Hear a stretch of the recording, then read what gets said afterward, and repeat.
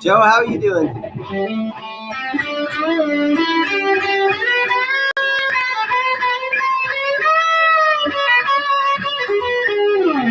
Gerald, happy Friday to you, man. How are you doing?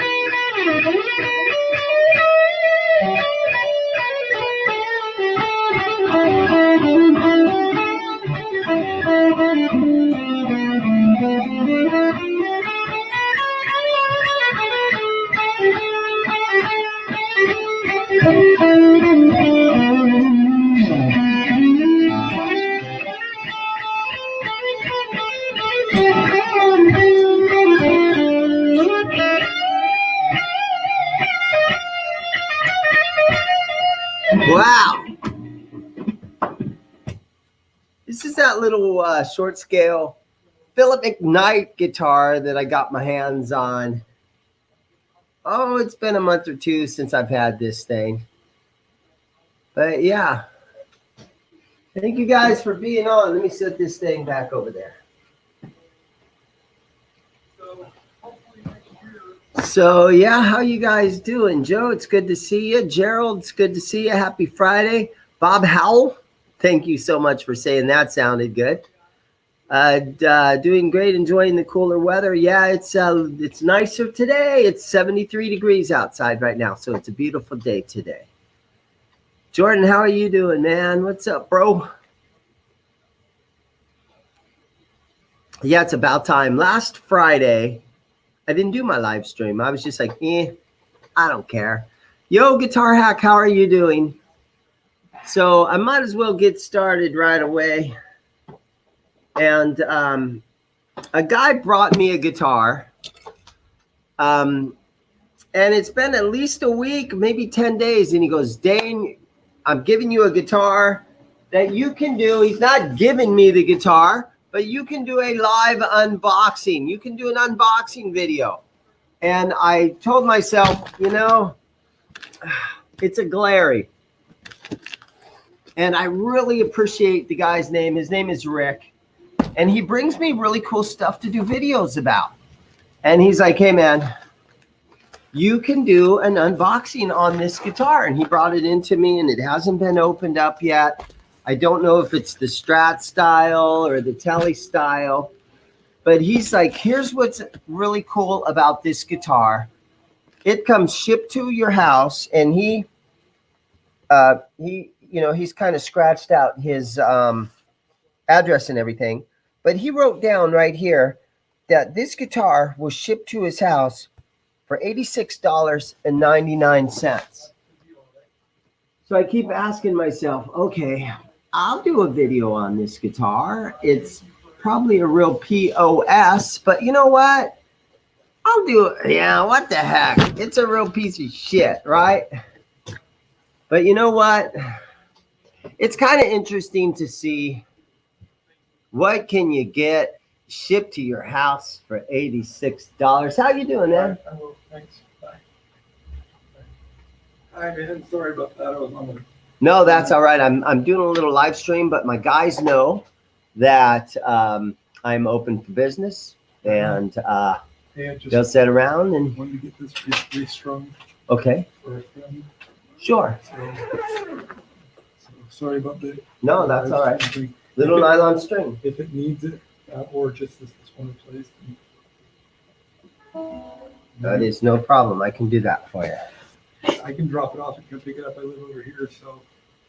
Yeah. I will work on it later on today. Yeah. Give me your name. Write down what the guitar is. We're going to put a set of strings on there. It's going to be $20 plus a set of strings.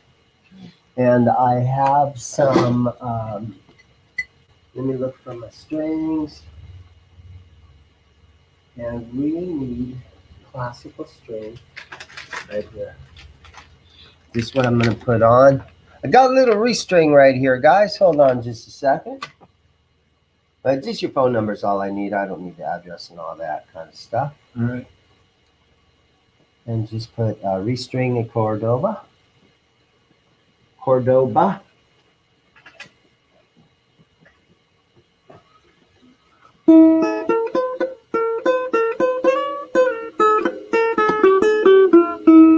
Cool. And it doesn't have to be today or anything, like tomorrow or whatever works. okay. And that's $20. And then one pack is $9.99. It'll be like $30.42 or something. Right on. And And I then you will just give me give a you. call. Yep, I'll call you, and I think I can work on it tomorrow. And I might even call you on Sunday. Either way, man, I'm not in a hurry. Thank you Thanks very a lot. Have much. a good one. All right. All right, guys, I am back. I got a little restring right there. Okay, so Jordan is saying that everything he's seen on the Glary, they are insanely good at the price. So that gives me hope. Sometimes, Rico, how are you doing, buddy? Thanks for being on with me. No, that wasn't a ukulele. That's a little tiny. This is the restring that that gentleman just brought in, and it's at the Cordoba. Little tiny 6-string.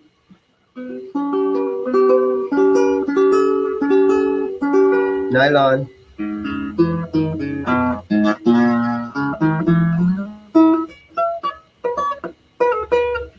So that is a customized guitar.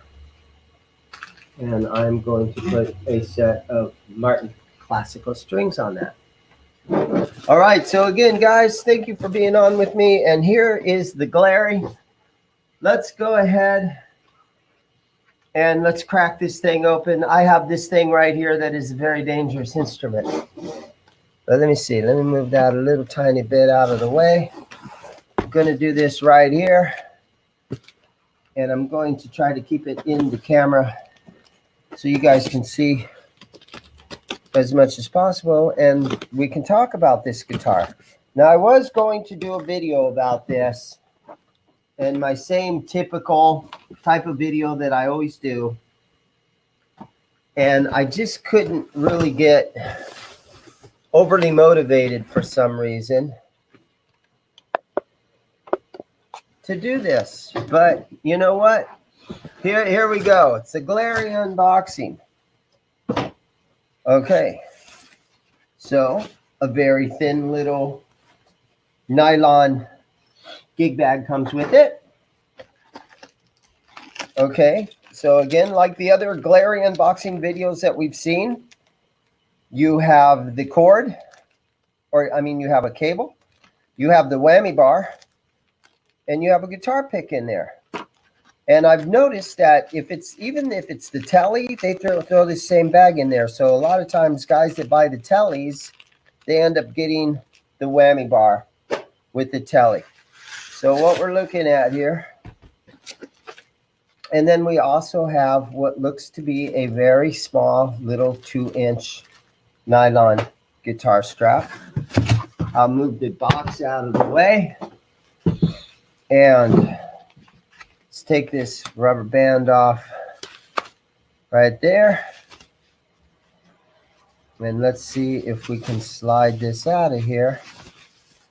So, yeah, man, thank you guys for being on with me. I was just over watching the Philip McKnight channel and watching his live stream, and get a lot of useful information out of that, man. But here it is. This is the Glary. And so there it is. And this is the Stratocaster Glary. And so nice blue, kind of almost a sky blue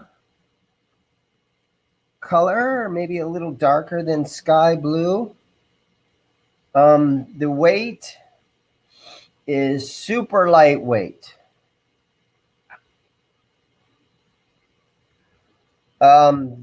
First thoughts right now is I see on the volume pot, the paint where it says volume compared to the tone is a little darker.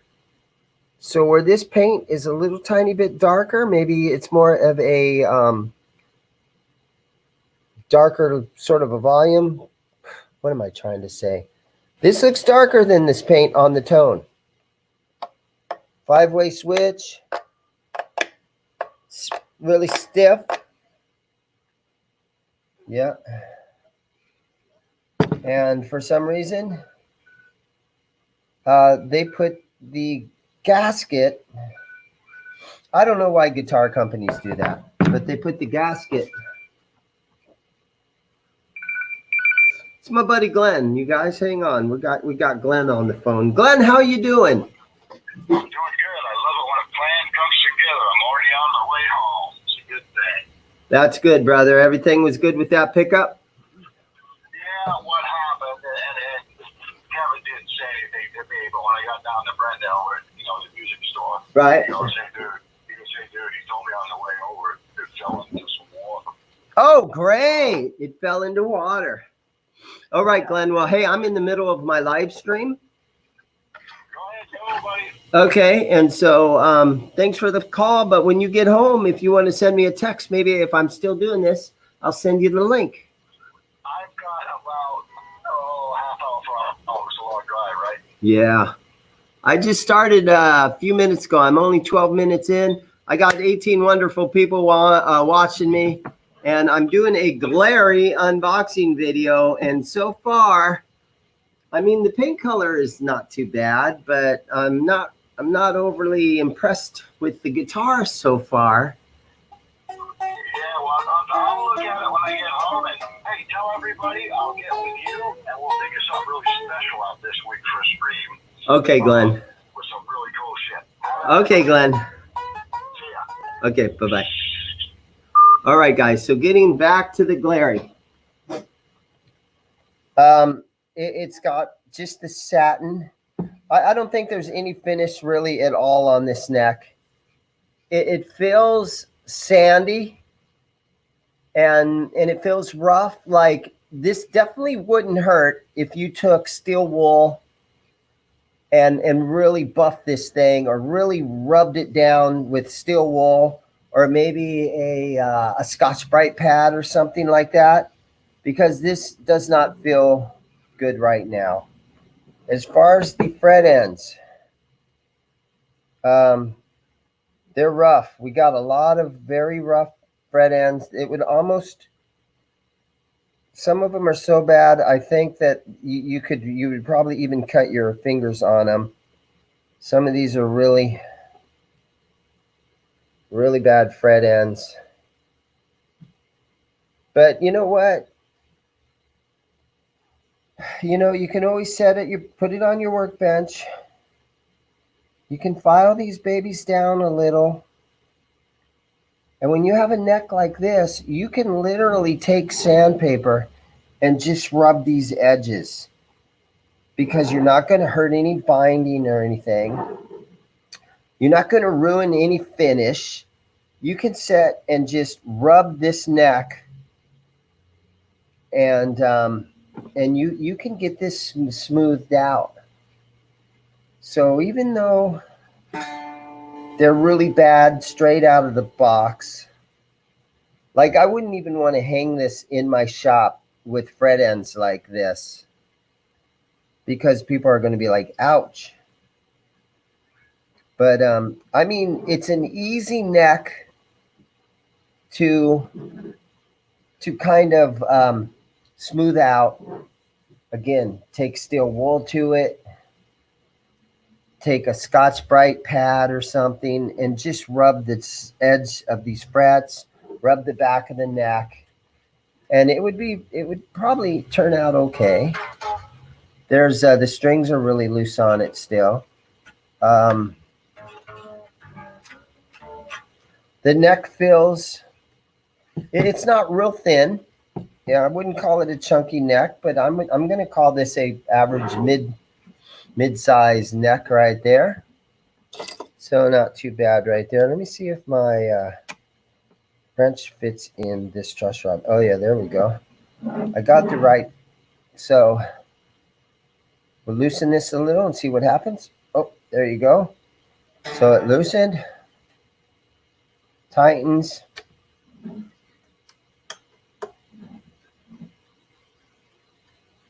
Truss rod seems to be fine.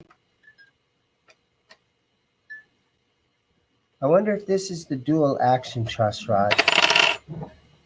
But for some reason at this price, I kind of doubt it. The next thing that you always want to look at is the nut. And let's do this whole thing where I'll hold my finger down here on the 12th fret. And you kind of do, let me see if I can, okay, how do I do this? Let's see if we can see how much, okay, here we go. Right on that first fret. See if I can do that. So the nut, well, I mean, once the strings are a little tighter and tuned up, that might bring them down a little bit. But to me, the nut is cut, it's cut nice and high. It looks consistent.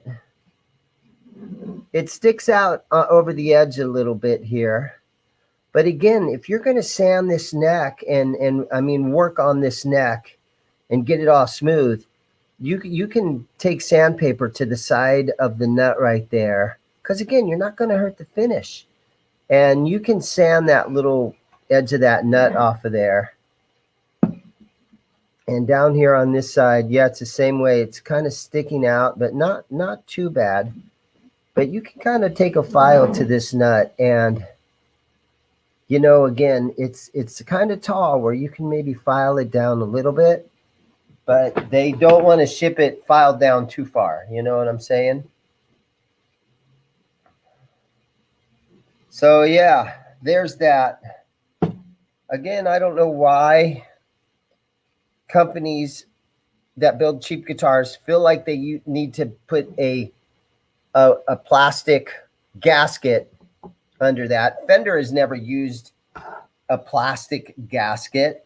You know, the good guitar companies in the world, they don't use this gasket underneath there. So I don't know why the cheap companies feel like they need to do that. So kind of weird that they still do that. But yeah, here's the good look at the bridge. It kind of looks like it's at the correct angle where the guitar looks like it's going to be somewhat intonated nicely. If we look at it at this direction, it kind of looks like it's sort of at a proper radius. You look down the neck like this.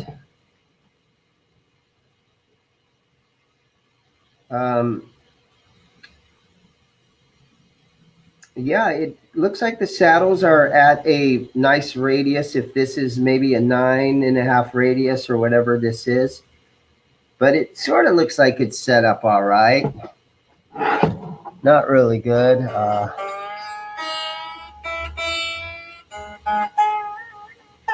The string height is really high.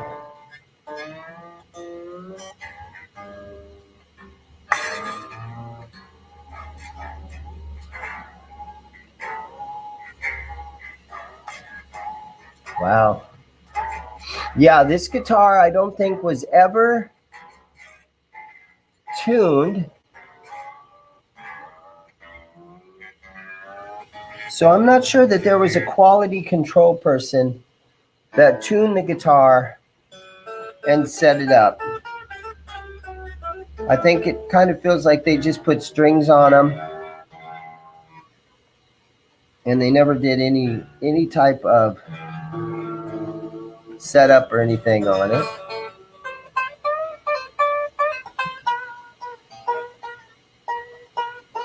Upside Down, how you doing?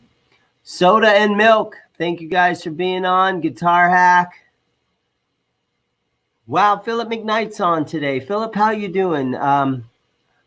Plastic gasket is normally used with basswood bodies or softwood bodies so the plate doesn't make an impression into the body and crack the paint. Okay, so that's what we got. Basswood body. It's very lightweight. It's not a dense material. So that's why that's why Philip is saying that you use the plastic gasket and it's not just going to dent this all up, because I've actually seen neck plates where there's indentations and the whole thing's kind of bend and crazy stuff like that. So yeah, that's Glary Scare Me Upside Down.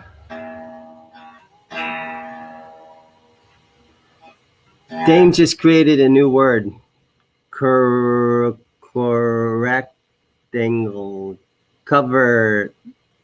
I can't read that. Yeah.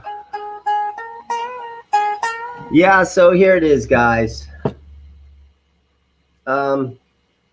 You know what? Let me see if I can find a tuner. We'll go ahead and plug it in. What the heck? We're this far into it already, right? We can test out the electronics. Came on.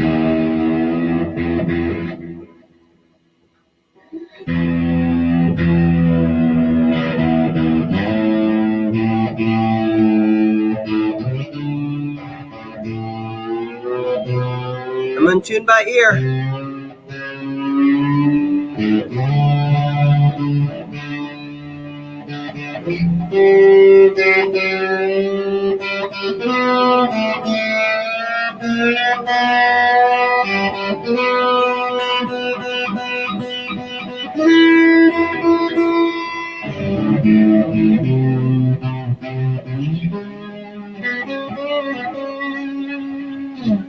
Yeah, it pretty much feels horrible. Let me look for a tuner. Where's my tuner at? This one's got a dead battery in it.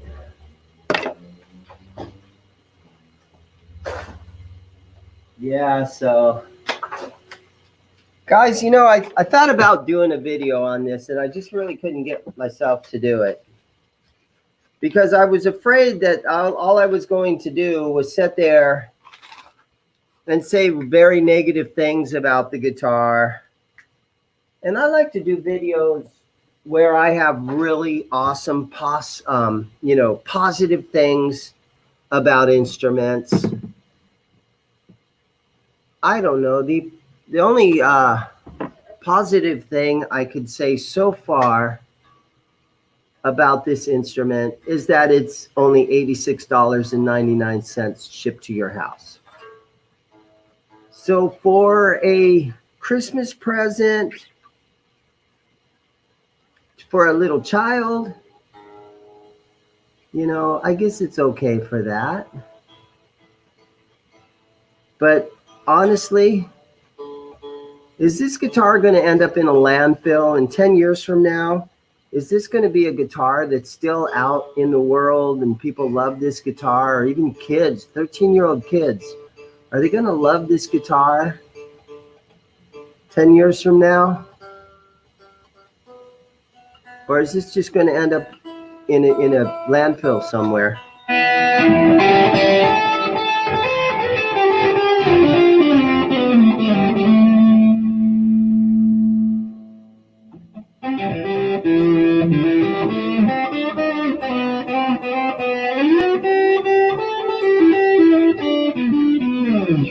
Yeah, the string height is really high. And you know what? I got my wrench right here. Let's tighten the truss rod down a little bit and see what happens.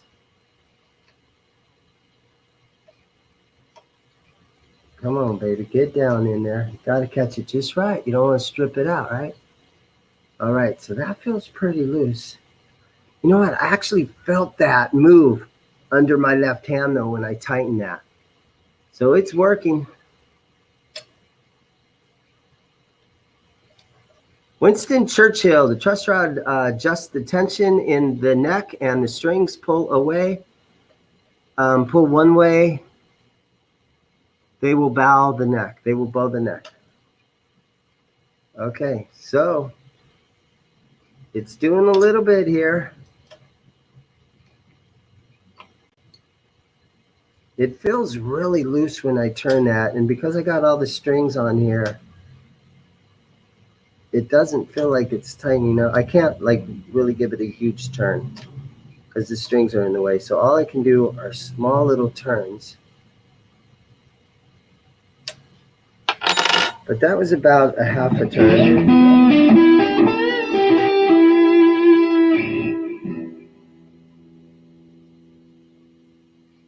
Yeah, it almost looks like you could shim the neck too, and that might help.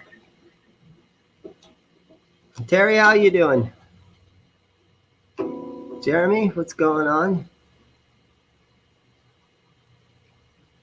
Okay, here we go, man. Okay, it's starting to feel a little bit tighter.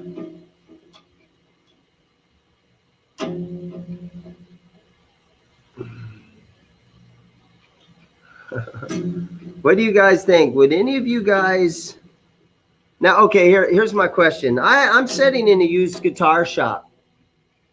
So it's kind of my idea that I'm going to say, hey, don't buy one of these for somebody as a gift, because you can go to a used guitar shop and for, you know, a few more dollars, you can get a really nice guitar.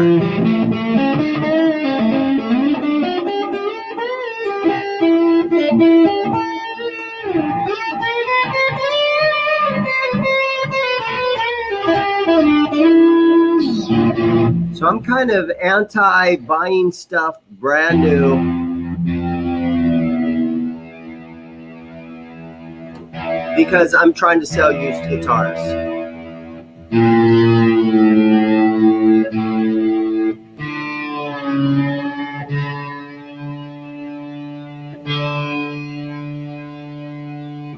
Because my theory is, instead of buying something like this, you can get yourself a Squire or an Epiphone, or even a, you know, few $100s more. You can get yourself a Gretsch or a made in Mexico Strat or something.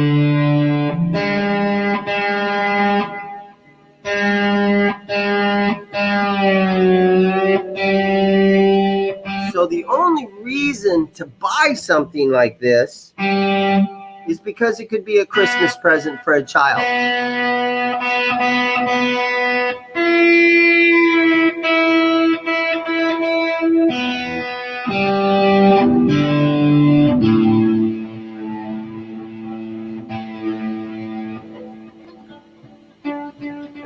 Yeah. You guys are all talking amongst yourselves. The thing is, though, when you give somebody a gift, is it okay? Here's my question for you guys. Is it okay to give a gift, a used guitar as a gift, or does it have to be brand new in the box? Is it okay to give a used guitar as a gift? Because I know that there's people out in the world that would not do that. They're like, you can't give something used as a gift. You can't buy a used guitar and give it as a gift. You can't go to the Goodwill and buy old toys and give them as gift. Anything that's somewhat regifting. So that's why a company like this is selling these guitars.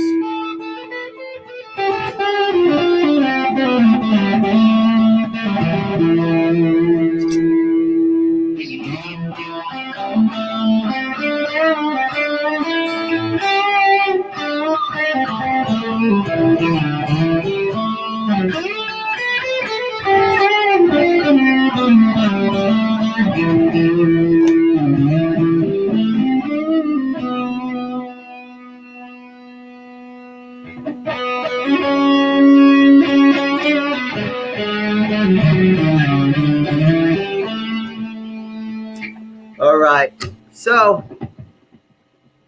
What do you guys think? Is it worth the money? Would you guys pay $86.99 to have one of these delivered to your house? What do you guys think?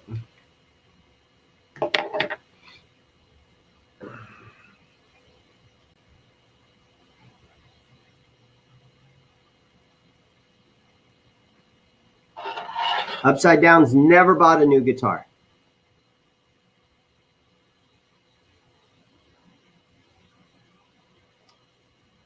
Yeah, you could get a brand new Ibanez for 150 bucks. So this is my first guitar.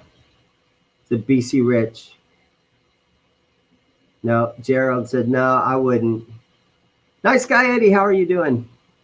All right, guys. So, yeah, I mean, I guess there's reasons that somebody would purchase a $86.99 guitar, brand new. But I'm kind of thinking that, I don't know. It's, you know, and being some sort of an environmentalist, this is a real tree that somebody had to cut down to build this guitar. And if you're going to use resources like wood, and you're actually going to cut a tree down, wouldn't it make sense to make the very most out of that beautiful tree by building a quality guitar other than something that's just going to end up in a landfill in 5 or 10 years? So you do have that little environmental way of thinking about stuff, not to get too crazy on the whole global warming and stuff. But is this really helping the guitar world by manufacturing, cutting down a forest to build something like this? Who knows, right? Anyhow, guys, I hope you enjoyed that. It's a Glary. I was going to do a real video about it, but I figured we could go over it and just kind of do an easier unboxing video for me. No editing involved or anything like that. Straight out of the box. It could use some fret work. It could use some polishing on as far as the neck to smooth this baby out, because it kind of feels like there wasn't a whole lot of work done to that guitar.